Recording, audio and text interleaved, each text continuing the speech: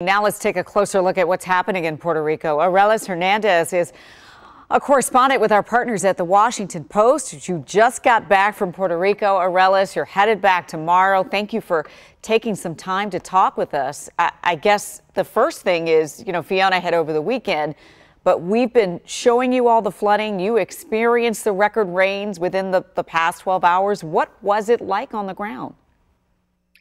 Well, so I actually left right before the storm actually came, but in the days prior, I mean, it had been saturated. I spent a lot of time out in the central mountainous region interviewing folks about the fifth anniversary of Hurricane Maria, and the ground was already pretty wet. So I can imagine that 30 inches of rain on top of that is going to cause all kinds of problems. I had sources sending me all kinds of stuff today, videos and whatnot of landslides and chunks of asphalt that have just fallen off the side of the mountain. And it's hard not to be moved, especially when you consider 750,000 people without power. We just said that's 53% of the island.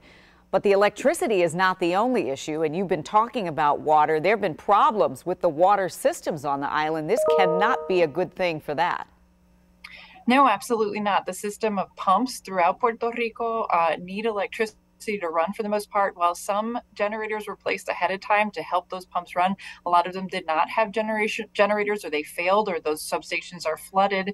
And so you have most customers in Puerto Rico now without water as well as electricity.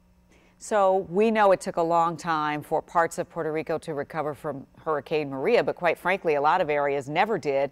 And so you just have to wonder what's next. What are you going to be covering when you're back on the ground?